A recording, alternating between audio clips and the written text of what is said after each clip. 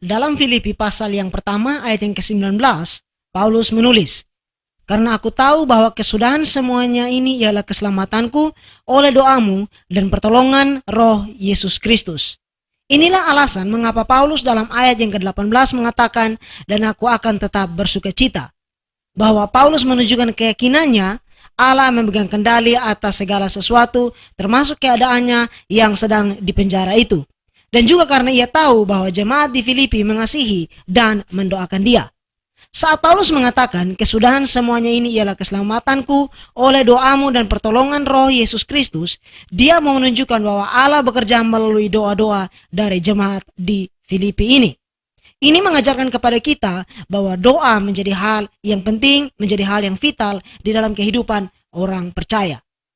Lalu di ayat yang ke-20, dia menulis demikian, "Sebab yang sangat kurindukan dan kuharapkan ialah bahwa aku dalam segala hal tidak akan beroleh malu, melainkan seperti sedia kala, demikian pun sekarang Kristus dengan nyata dimuliakan di dalam tubuhku, baik oleh hidupku maupun oleh matiku."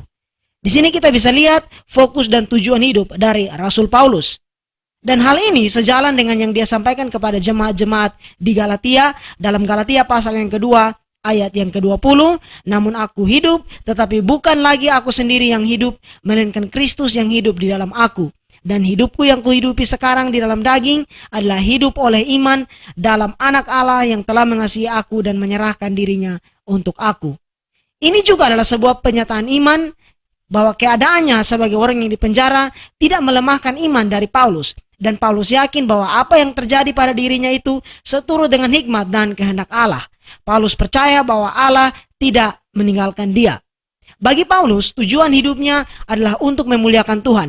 Itulah sebabnya dia katakan, "Demikian pun sekarang, Kristus dengan nyata dimuliakan di dalam tubuhku, baik oleh hidupku maupun oleh matiku." Paulus bukanlah tipe orang yang suka mempromosikan dirinya sendiri dan mencari kemuliaan bagi dirinya. Bahkan jika kematiannya bisa memuliakan Kristus, Paulus bersedia. Ini adalah sebuah komitmen dari seorang martir, dan teladan ini tentu dia dapatkan dari Yesus Kristus sendiri. Ayat yang ke-21 menulis demikian, "Karena bagiku hidup adalah Kristus dan mati adalah keuntungan." Ayat ini menjadi bagian yang penting untuk kita bisa mengerti semangat dan ketekunan Paulus dalam melayani Tuhan dan hidup bagi Tuhan. Dia sadar bahwa karena dia sudah ditebus oleh Yesus, maka hidupnya adalah milik Kristus, dan dengan demikian apa saja yang hendak dia lakukan dan alami harusnya menjadi hal yang membawa kemuliaan untuk Tuhan. Yang dia katakan di sini dengan mengatakan, "Bagiku hidup adalah Kristus." Mengapa kemudian Paulus mengatakan bahwa kematian adalah keuntungan? Pertama, kematiannya membawa kemuliaan bagi Allah bahwa dia mati sebagai seorang martir dan teguh di dalam imannya hingga akhir. Kedua, bahwa dia akan bertemu dengan Kristus. Bagi orang percaya, kematian bukanlah sebuah kekalahan atau akhir dari segala sesuatu, tetapi justru sebuah pintu kepada kemuliaan. Lalu di ayat yang ke-22 hingga ayat yang ke-26, Paulus menulis juga demikian, "Tetapi jika aku harus hidup di dunia ini, itu berarti bagiku bekerja memberi buah.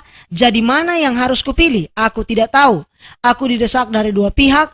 Aku ingin pergi dan diam bersama-sama dengan Kristus. Itu memang jauh lebih baik.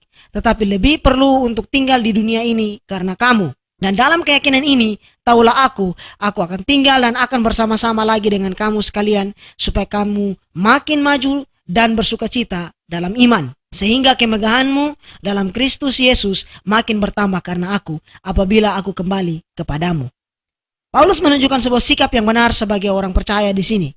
Dia memiliki kerinduan untuk bersekutu dan bertemu dengan Allah, tetapi juga dia sadar bahwa jika Allah masih mengizinkan dia ada di dalam dunia ini, maka ada tugas pelayanan yang harus dia kerjakan. Mentalitas yang sama yang perlu kita miliki, bahwa kita memiliki kerinduan untuk bertemu dengan Yesus nanti, tetapi jika kita masih diizinkan untuk pada saat ini ada di dunia ini, maka Allah punya tugas untuk kita, yaitu untuk menunjukkan kasih Kristus, bersaksi bagi orang lain, dan hidup menghasilkan buah untuk kemuliaan Tuhan.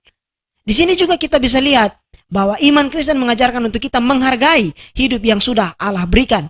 Sebab jika ada orang yang mungkin lebih memilih kematian dengan motif yang salah, seperti mungkin karena tertekan, kecewa, atau kepahitan, atau hal yang lainnya, maka justru itu menjadi hal yang menyedihkan.